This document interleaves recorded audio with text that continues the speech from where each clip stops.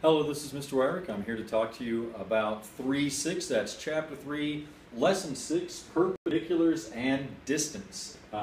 We're dealing with a couple of different things here. Mainly it's talking about measuring distance, being able to find distance and the shortest distance between a point and a line.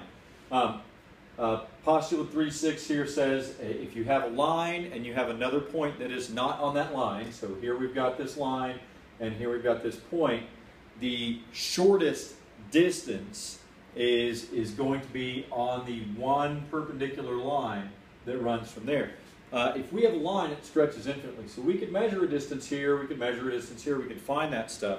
But the absolute shortest one is going to be on this perpendicular line. Now, Postulate 3-6 says there is one perpendicular line that goes from a line to another point.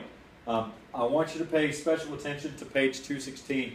It has a construction on there. It's got a point, it's got a line. It's saying, okay, make sure you've got a radius that goes out, and you can kind of swing that through like this, and you've got 2 points on here, and exactly in the middle of that, the midpoint of this distance is going to be where you have a perpendicular line. Pay attention to that stuff. Those constructions will probably come back if I can swing it on a test. The next thing is a Theorem 3.9.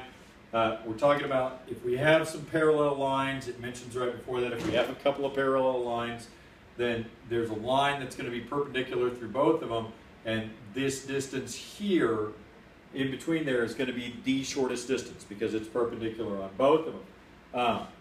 Our Theorem 3.9 says that if two lines are equidistant from a third line going through in the middle, then those lines are most definitely parallel. So we make a short line here. It doesn't matter where we measure that distance. If this distance here is equal to this distance right here, then those lines, the top and bottom lines, are parallel. Okay?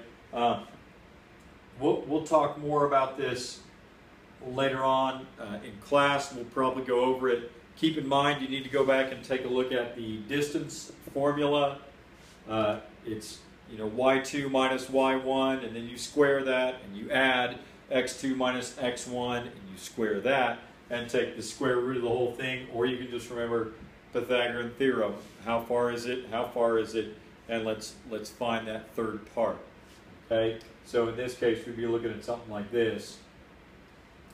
How far are we going? How far are we going? And then what's my distance there? The questions are going to be a little different than what you're used to there, and you're probably going to be dealing more with working on the Cartesian coordinate, the coordinate system, your x and y axes, and being able to plot those points. If you have trouble with it, make sure you ask some questions in class. Again, take a look at page 216, the construction.